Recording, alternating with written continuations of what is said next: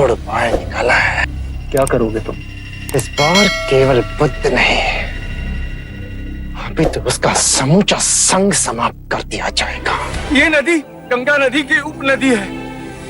इसमें नहाने के बाद मेरे पाप धुल जाएंगे। इस नदी में डुबकी लगाने से यदि आपके पाप धुल जाएंगे तो इस नदी में रहने वाले मेंढक के ऊपर पांव आने पर आप अपवित्र कैसे हो गए? तुमने या किसी और ने खुद को या उनके संग को कोई भी क्षति पहुंचाने की कोशिश की तो वो मेरा शत्रु बनेगा।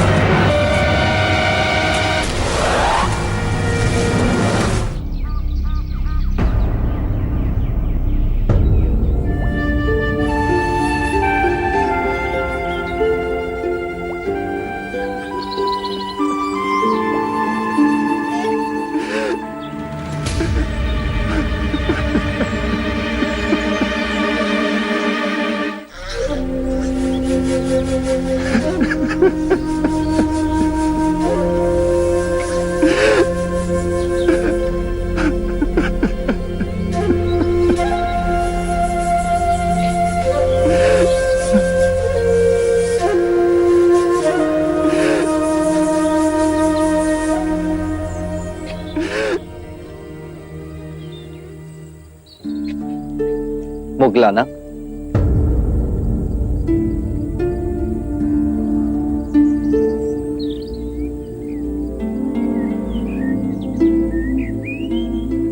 इस विषाद का कारण? कई रात्रियों से पूर्ण ध्यान में मेरे विचार मेरी माता की ओर चले जाते। जब मैं बच्चा था तब जाने अनजाने में मैंने उसे कष्ट पहुंचाया, परंतु मेरे विषाद का कारण ये नहीं है। उसके जीते जी मैं कुछ न कर सका, परंतु उसकी मृत्यु के बाद कुछ कर सकूं ताकि उसकी आत्मा को शांति आए। हर बार मैं ध्यान में देखता हूं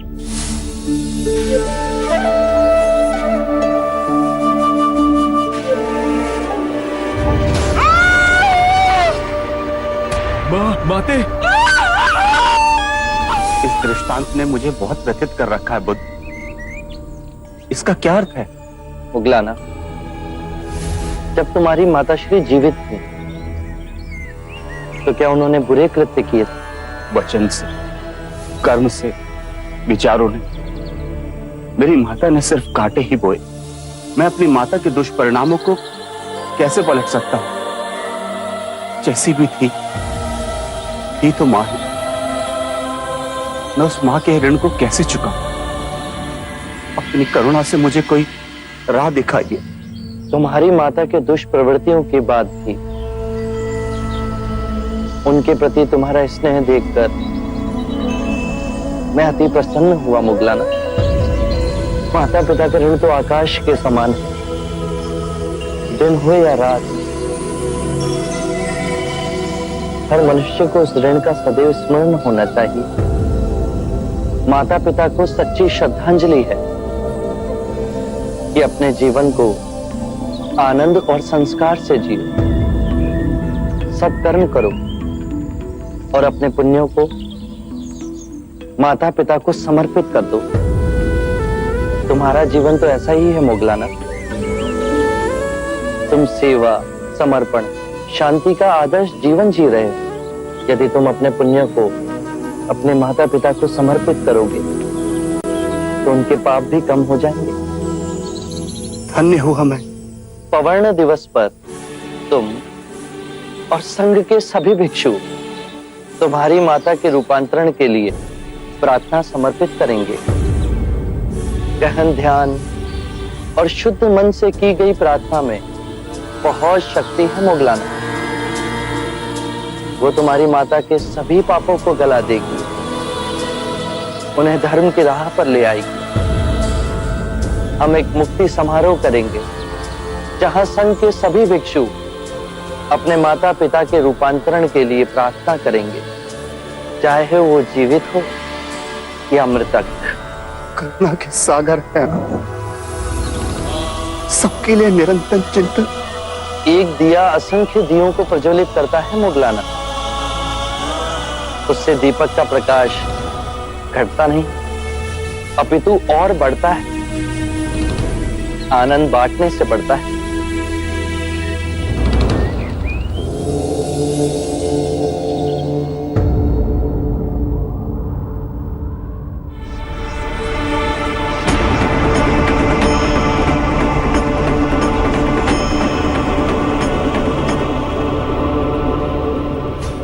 महाराज, मैं ये क्या सुन रहा हूं? आप बुद्ध के अनुयायी बन गए हैं। घोर अनर्थ। अच्छा होता यदि मैं यात्रा पर न जाता।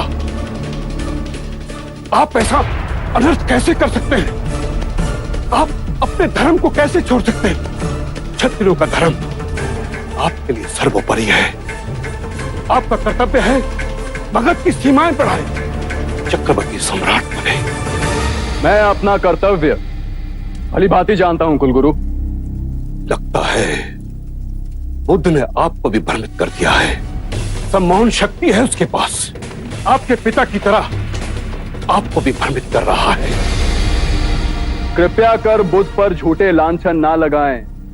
महाराज, मैं सत्य कह रहा हूं। बुद्ध ने केवल ऐसी बातें कही हैं जिससे अनेकों प्रश्न उठ रहे हैं, परंतु उत्तर नहीं मिला। जैसा कि ये संसार शाश्वत है या नश्वर, सृष्टि सीमित है या अनंत, शरीर आत्मा दो है या एक, मृत्यु के पश्चात हमारा अस्तित्व रहता है या विनाश हो जाता है। मैं इन किसी भी प्रश्नों का उत्तर नहीं दूंगा कुलगुरु। ये सब आपकी बुद्धि की उपज है। बुद्ध ने कभी भी अपने उपदेश में इन बातों को तनिक तूल नहीं दिया। यदि शाश्वत प्रश्नों का बुद्ध के पास स्थूल नहीं है, तो वो किन विषय पर उपदेश देते हैं? उनके प्रवचनों का हमें क्या लाभ? बुद्ध कहते हैं कि अपने शरीर, अपनी श्वास को साधो, उससे अपने अंतर्मन को छिन्न भिन्न करती विभिन्न भावनाओं को समझोगे, दुख और संताप पर विजय पाओगे। जीवन की छोटी छोटी अनेक लहरों के थपेड़ों में सजग और ध्यानपूर्ण जियोगे। बुद्ध जीवन से मुंह मोड़ने को नहीं कह रहे, चेतना से जीने को कह रहे हैं। कुलगुरु, जीवन इन्हीं छोटी छोटी बातों का बहुमूल्य रत्नकोश है, ना कि बड़ी सैद्धांतिक बातों का। छोटे छोटे लोग छोटी छोटी खुशियों के साथ जीते हैं, परंतु आप तो सम्राट हैं। आपका स्तर इस मगध में सबसे सर्वोपरि है। स्तर का विचार भी मनुष्य बुद्धि की उपज है। लगता है महाराज, आप विनाश की ओर जा रहे हैं। एक क्षत्रिय होकर ज्ञानियों जैसी बातें कर रहे हैं आप। क्षत्रिय और ब्राह्मण, ये अंतर भी मनुष्य बुद्धि ने पैदा किया। मुझे बुद्ध के चरणों में शांति मिली। महाराज, यदि आपको शांति चाहिए तो मैं इसके कई उपाय आपको बता सकता हूं। आपसे केवल मुझे अशांति ही मिली है कुलगुरु। आप क्या मुझे शांति देंगे? आपकी बातों में मैं अपने धर्मपरायण पिता की मृत्यु का कारण बना। आंखें मूंदता हूं तो महाराज बिंबिसार की प्रेम भरी मूरत छुप छुप कर मुझे निहारती दिखाई देती है। न रातों को नींद है, न दिन को चैन है। क्षमा करिए महाराज, एक ब्राह्मण हूं, सत्य कहने से संकोच नहीं करूंगा। इस विषाद का कारण पितृ हत्या का पछतावा नहीं, अम्रपाली के भिक्षुणी बनने का आघात पहुंचा है आपको। कुलगुरु,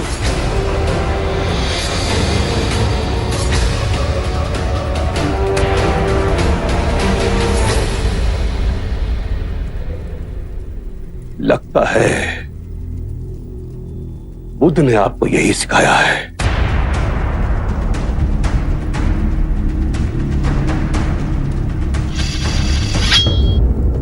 मगध के लोगों को आपसे बहुत सारी आशाएं थी, परंतु आप हमारा ही दमन कर रहे हैं। चलिए ऐसा ही सही, हम इसके लिए भी तैयार हैं।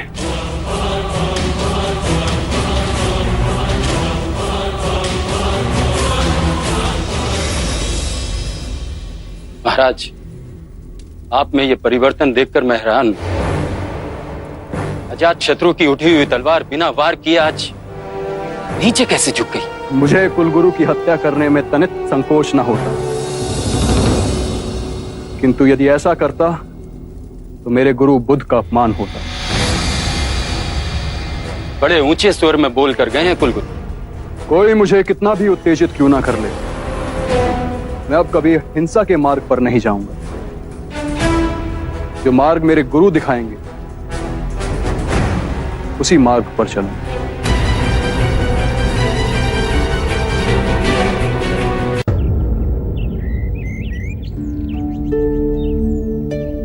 बुद्ध, प्रणाम।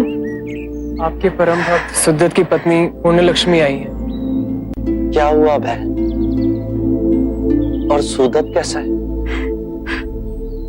प्रभु, आपके परम सेवक सुदत अब अपनी अंतिम सांसें गिन रहे हैं। मृत्यु के भयंकर क्षणों में उनका मन केवल आपकी ओर मुड़ रहा है। कृपा करें प्रभु, कृपा करें। हम तो सांसारिक हैं, किंतु मेरे स्वामी ने आपकी सेवा में सदैव अपने आप को न्योछावर किया है। उनको अंतिम सांसों में अपने दर्शन दीजिए प्रभु, अपने दर्शन दीजिए। सुदत ने निस्वार्थ भाव से मेरी और मेरे भिक्षुओं की सेवा की, निर्धनों को दोनों हाथों से धन बांटा, हमारे लिए विहार का निर्माण कराया। ऐसे दिव्य व्यक्ति के दर्शन पाने को मैं स्वयं जाऊंगा। वो आएंगे ना? मेरे प्राण छटपटा रहे उनके एक दर्शन के लिए।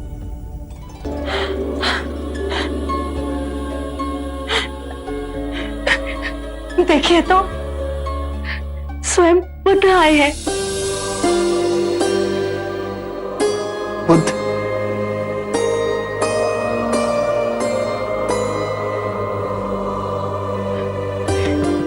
आप आ गए।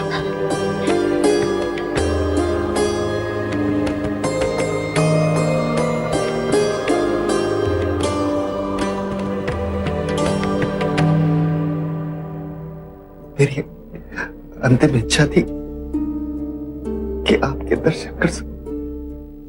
कैसे ना आता सुदत, तुम्हारे प्रेम और सेवा ने तो मुझे तुम्हारा ऋणी बना दिया है। इतने उद्विग्न क्यों? क्या मृत्यु से भय लग रहा है? बुद्ध, भय तो लग रहा है, पर आपको देख लिया तो मन में हिम्मत बन रही। डरो मत सुदत। आज तक तुमने अपना सारा जीवन दूसरों की सेवा की,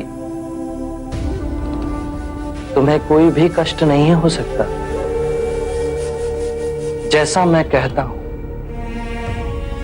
केवल उस और ध्यान धर। मृत्यु का सामना करने का साहस स्वयं तुम में जगेगा। अपनी आंखें बंद करो और ध्यान धरो। मैं ये आंखें नहीं, मैं ये आंखें नहीं, मैं ये कान भी नहीं, मैं ये कान भी नहीं, मैं जिह्वा भी नहीं, मैं जिह्वा भी नहीं, मैं शरीर भी नहीं, मैं शरीर भी नहीं, मैं ये चित्त भी नहीं। मैं ये चित्त भी नहीं।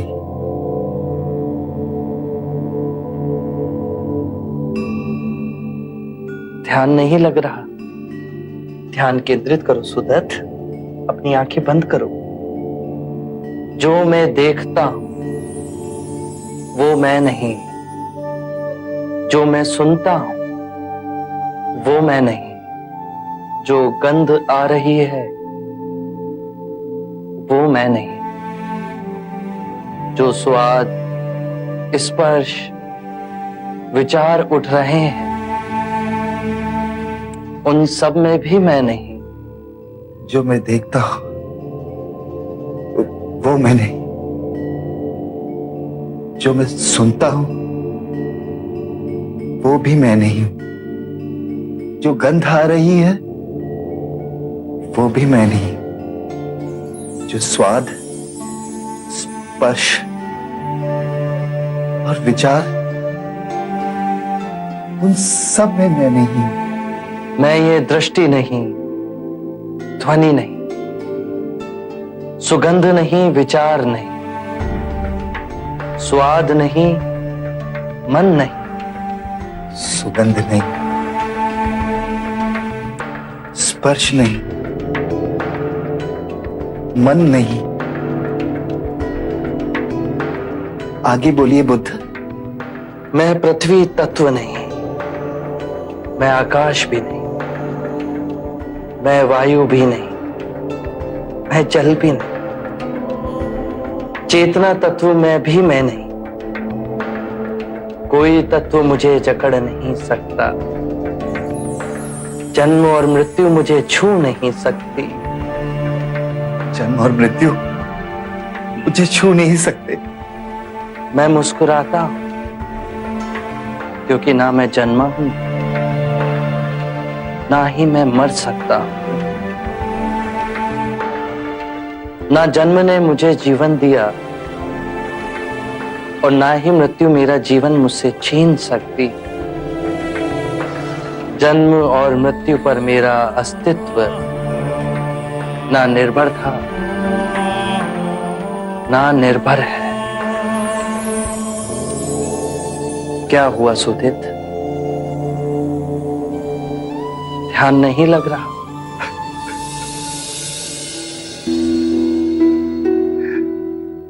ध्यान तो लग रहा है प्रभु। आपके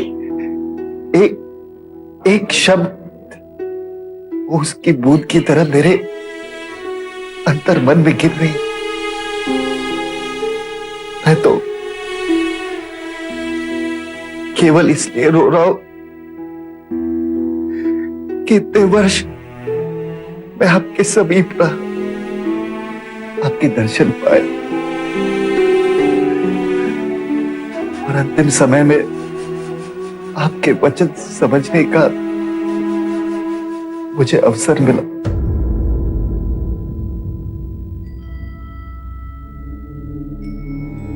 धन्य है बुद्ध, धन्य है आप।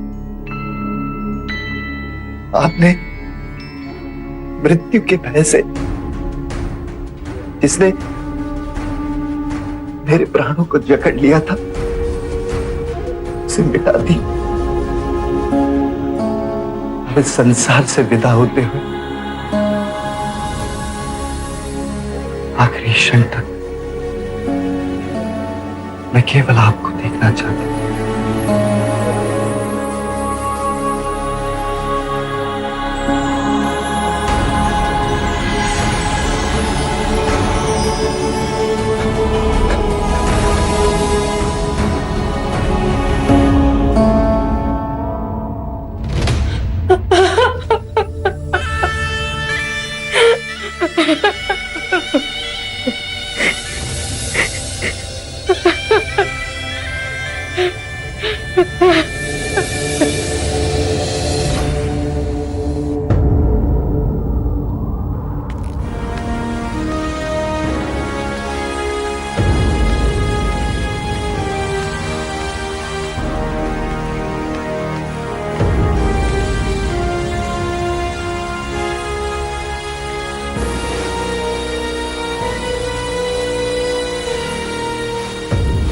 महाराज, ये दोनों व्यापारी आपके समक्ष एक विनती लेकर आए हैं। ये लोग विज्जी व्यापार के लिए जा रहे हैं। रास्ते में वन पड़ता है।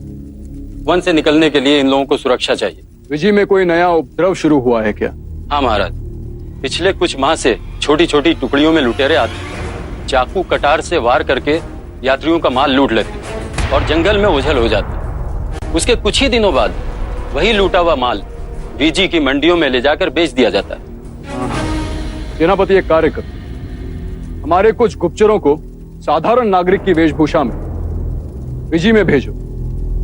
उनसे कहो कि वो वहां इस टोली के गठन की सभी सूचना एकत्रित करें। हम सही समय पर उन्हें पकड़ दंडित करेंगे। जो आज्ञा महाराज। इस कार्रवाई में थोड़ा समय लगेगा और आप निसंकोच विजी जाएं। आपके साथ हमारी सेना की सुरक्षा रहेगी। हमारी सेना को आपके साथ देख वो आप पर आक्रमण नहीं करेंगे।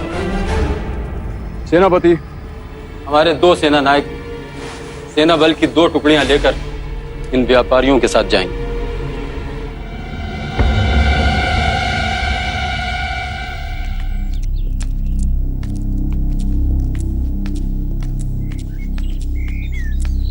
मित्र, हम ये सोच रहे थे कि हमने ये क्या जीवन पाया है।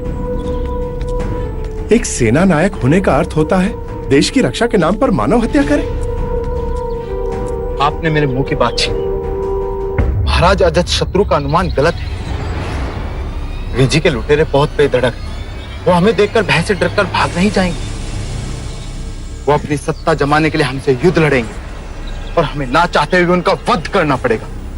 इसके पश्चात ये व्यापारी धन कमाने के लिए जुट जाएंगे और मानव हत्या के पाप का बोझ ढोने के लिए हमें छोड़ दिया जाएगा। सत्य कहा आपने मित्र। अब हमें ये पाप का बोझ उठा के लगता है पूरा जीवन व्यतीत करना पड़ेगा। मृत्यु के पश्चात हमें स्वर्ग नहीं नर्क मिलेगा। महाराज ने तो मुक्ति का मार्ग खोज लिया है और स्वयं बुद्ध के अनुयायी बन बैठे हैं। इतने सारे पाप करने के बाद भी वे मुक्ति के मार्ग पर चल पड़े हैं। तो क्या हमें मुक्ति नहीं मिलेगी? सत्य कहा। महाराज ने तो पंचशील के सिद्धांतों का पालन कर अहिंसा का मार्ग अपना लिया और हमें हिंसा के मार्ग पर भेज रहे हैं। आप अपनी जगह सही हैं, पर जब तक हम सैनिक हैं, हम महाराज की आज्ञा का उल्लंघन नहीं कर सकते। ये देशद्रोह कहलाएगा। इसलिए हमें कोई और मार्ग ढूंढना पड़ेगा जिससे हमें मुक्ति मिल सके। एक मार्ग है, यदि हम बुद्ध के अनुयायी बन जाएं, तो कोई हमें हिंसा के मार्ग पर जाने के लिए विवश नहीं करेगा। ये सही रहेगा। आज ही हम दीक्षा लेकर भिक्षु बन जाएंगे ताकि आने वाले जीवन में हमें भी मुक्ति मिल सके। चलिए।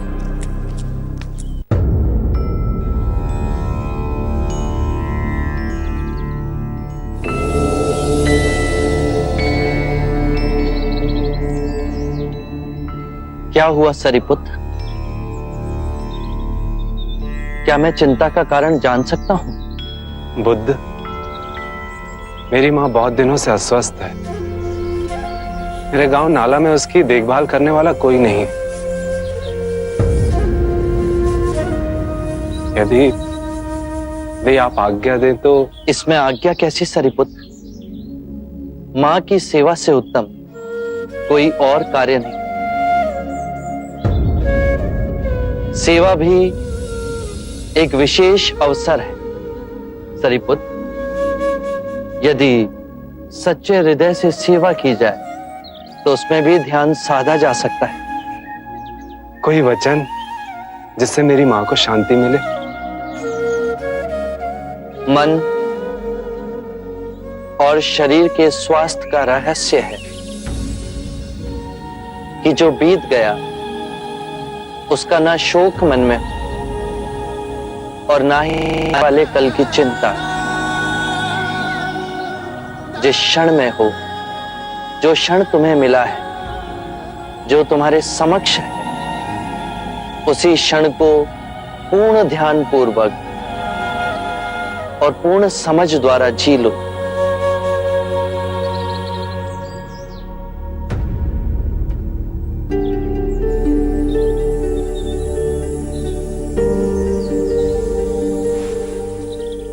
ऐसा प्रतीत हुआ कि आपसे बहुत दूर जा रहा हूं।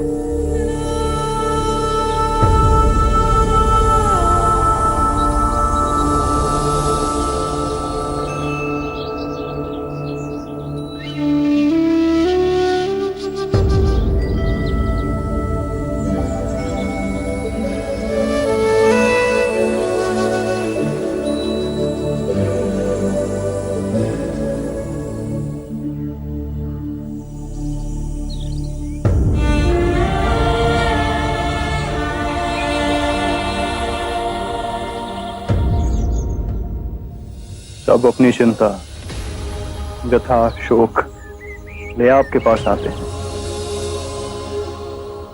आप इन्हें धीरज बांध के रखते नहीं। यदि तुमने पूर्ण हृदय से स्वयं से प्रेम किया है तो तुम किसी को दुखी नहीं देख सकोगे। बुद्ध, बहुत से ज्ञानी देखे पर आप सा कोई ना देखा। अजात शत्रु, चाहे जितनी भी धार्मिक पुस्तकें पढ़ो, उन्हें चाहे जितना भी कंठस्थ करो, यदि वो तुम्हारे जीवन के कृत्य ना बने तो सोचना कुछ नहीं हुआ। तुम भी किसी दुविधा में दिख रहे हो अजात शत्रु। बुद्ध, आप तो मन की बात पढ़ लेते। मगध के कुलगुरु ने अपना पूरा जीवन देश को समर्पित कर दिया। उनकी सहायता मगध के लिए आवश्यक है, परंतु तुम मेरे अनुयायी बने, इससे वो क्रोधित है। जी बुद्ध, हम एक मत से कार्य नहीं कर पा रहे। मगध के कुलगुरु और मगध के ब्राह्मणों के साथ मेरे संबंध में कटुता आई। ये मतभेद बढ़ते गए तो दो बातों की लड़ाई में मगध की प्रजा व्यर्थ ही पिस जाई। यदि तुम्हारे अंतर में मतभेद को मिटाने की आस्था है तो मेरे पास एक उपाय है अजात शत्रु। कृपया बताएं। पहला, दोनों पक्ष आमने सामने बैठ सबके समक्ष ये बताएं कि विवाद क्या है। दूसरा, याद करें जब द्वंद्व उठा तो वो शुरू कहां से हुआ था, और दोनों ही पक्ष ध्यान में जा उन बातों को याद करें और फिर शांति से एक दूसरे को सुनाएं। तीसरा, हाथ नहीं मन के भाव उपजे कि इस झगड़े को कैसे समाप्त किया जाए। चौथा, यदि कोई भूल हुई है तो सर्वप्रथम स्वयं की भूल को स्वीकार कर खुद को क्षमा करें। अपनी भूल स्वीकारने से हम दूसरों को समझने की चेष्टा में पहला पग उठाते हैं। सत्य कहा बुद्ध। 5, जो भी निर्णय लिया जाए वो सर्वमाननीय हो, उसे सबके समक्ष 3 बार पढ़ा जाए। यदि कोई भी व्यक्ति आपत्ति के लिए हाथ ना उठाए तो उसे अंतिम निर्णय समझा जाए। 6, जो सर्वमाननीय है उस पर दोनों पक्ष पूर्ण मन से चल एक दूसरे से मैत्री करें।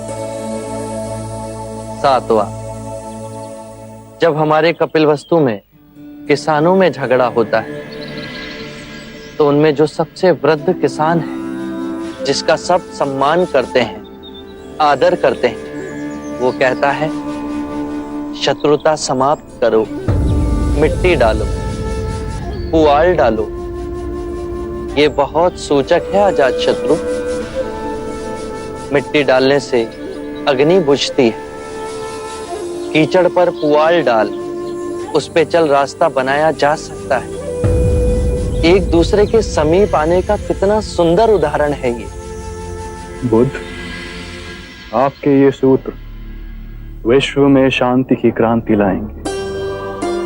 जब जब धर्म का विघटन होगा, जब जब दो पक्षों के हृदय में दीवार खड़ी होगी, आपके ये वचन उस दीवार को ढहा देंगे। मैत्री और सामंजस्य विकसित होगा।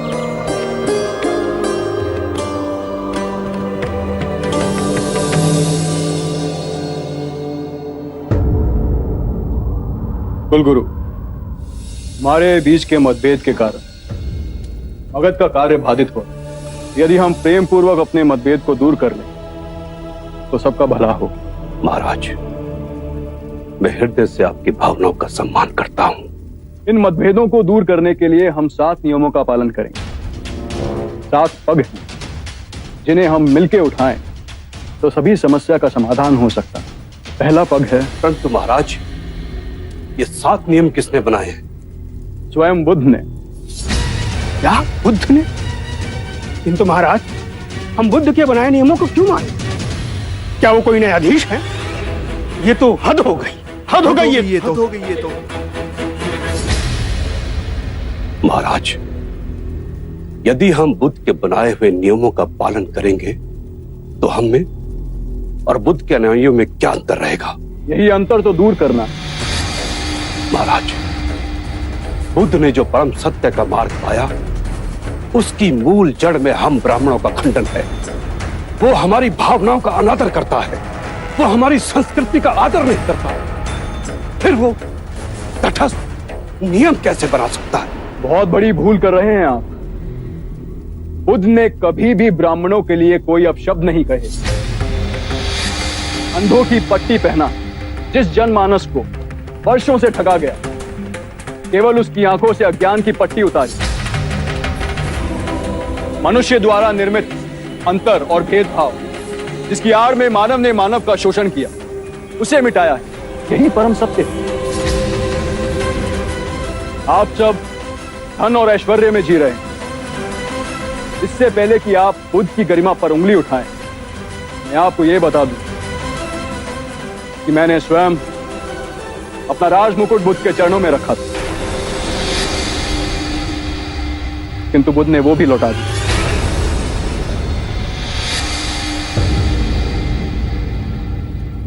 सत्ता की, बल की लालसा बुद्ध को छू नहीं सकती। वैसे ही जैसे दुर्गंध भरी वायु बुद्ध के समीप नहीं आ सकती। वो राजाओं के राजा हैं, जो सब त्याग निर्धन बने। उनमें अधिक आत्मिक शक्ति है कि हम सब में।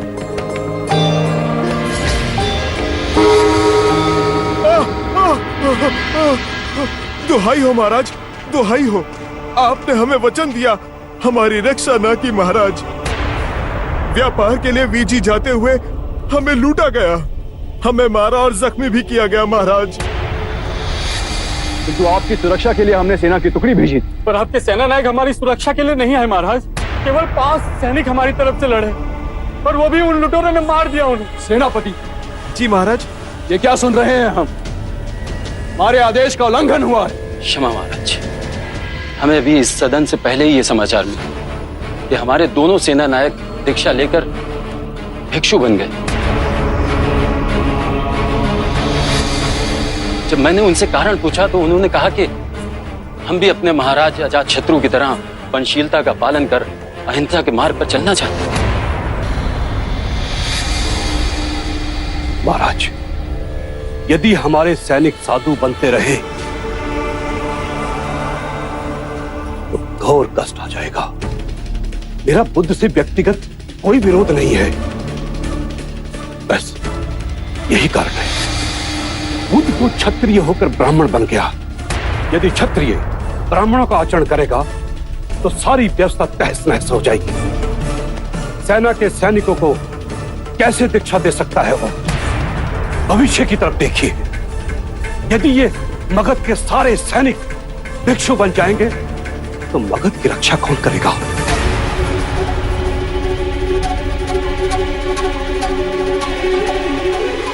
गुरुदेव, कुलगुरु का कथन चिंता योग्य है। यदि रक्षा करने वाले हथियार डाल दें तो रक्षा करेगा कौन? मेरे विरोधियों ने इस बात को तूल दे नई चाल चली। ये विवाद खड़ा हो गया है कि भिक्षु सैनिकों को बहला फुसला संघ में सम्मिलित कर रहे हैं। बुद्ध, मेरी चिंता का कारण और विषम है। यहां तो मैं शासन कर रहा हूं, किंतु दूसरे देशों के राजा इन निर्दोष भिक्षुओं को दंड न दें। आपको शीघ्र ही इस समस्या का निवारण करना होगा बुद्ध।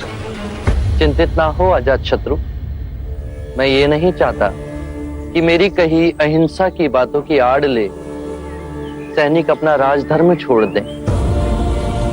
अपने देश, अपनी प्रजा, अपनी राजा के प्रति जो उनके कर्तव्य हैं उन्हें ना निभाएं।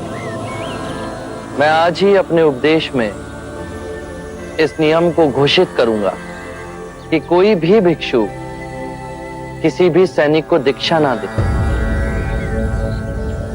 आनंद, सभी संघों में यह घोषणा पहुंचा दो। बुद्ध, अहिंसा का अर्थ मैं समझता हूं, किंतु मेरे मन में अनेक प्रश्न उठते हैं। निसंकोच कहो आजाद शत्रु। राजा, सेनापति, सैनिकों का कर्म है अन्याय के विरुद्ध युद्ध करें, अपने राज्य के नियमों का राज्य की प्रजा से सख्ती से पालन करवाएं। आप अहिंसा से करुणामयी हो इन दुखियों की सेवा की बात करते हैं। क्या आप हमें अपराधियों को दंड देने की अनुमति देते? क्या अपने राज्य के, अपनी संपत्ति के लिए, अपने परिवार की सुरक्षा के लिए युद्ध कर, क्या यह उचित है? एक बार की घटना है आजाद शत्रु। एक गांव में एक विषैला सर्प था। न जाने वो कितने लोगों को काट मृत्यु के घाट उतार चुका था। सभी गांव वाले उससे बहुत भयभीत थे। वो जिस वृक्ष के तने में रहता था वहां बच्चे खेलने से भी डरते थे। एक बार ऐसा हुआ, एक भिक्षु वहां से गुजरा और उस वृक्ष की छांव में विश्राम करने के लिए बैठा।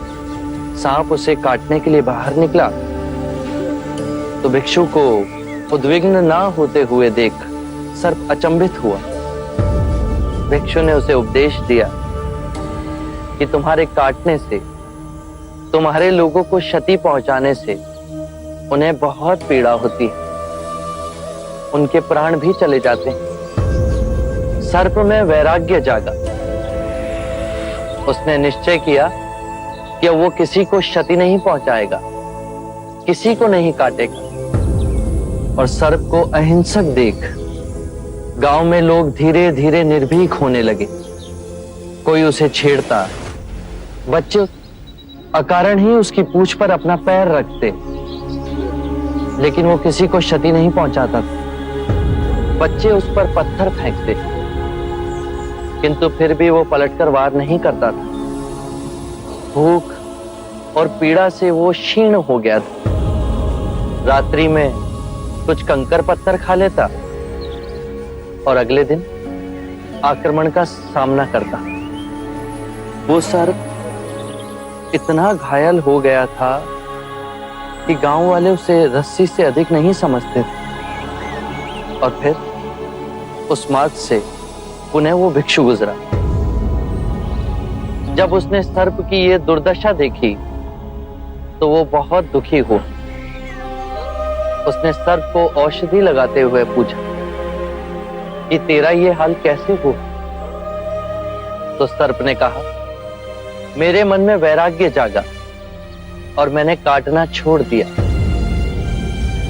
भिक्षु हंसा और उसने कहा कि मैंने तुझे काटने से मना किया था, किंतु तू अपने सर्प स्वभाव से कैसे विमुख हो गया? तूने पुकारना क्यों छोड़ दिया? किसी भी बात की अति, अहिंसा की भी अति, यदि ध्यान से देखोगे तो हिंसक बन जाती। दोषियों में तुम्हारा भय होना चाहिए, उन्हें उनके अपराध का दंड भी मिलना चाहिए, किंतु ध्यान रहे, न्याय देने वाला अपनी निजी कटुता के कारण उसे दंड ना दे, अपितु दोषी को उसके दुष्कर्मों और उसके अपराधों का दंड मिलना चाहिए। यदि क्रोध, लोभ, ईर्ष्या बीच में आए तो वो न्याय न होगा। बुराई को भलाई से जीतो। यदि बुराई भलाई पर हावी होने लगे तो मनुष्यता का नाश होगा।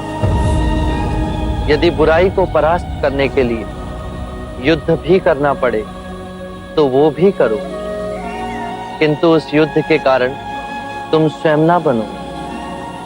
यदि करना पड़े तो केवल निमित्त मात्र ही करो। बुद्ध, आपके इतने सुंदर और महिमामयी वक्तव्य ने मेरे हृदय से सभी अंधकार को दूर कर एक नई ज्योत प्रज्वलित की है। धन्य हुए भाग्य मेरे जो आप मेरे जीवन में पधारे। आरंभ हो गई निर्वाण प्रथा, सुनो सुनो ये बुद्ध कथा।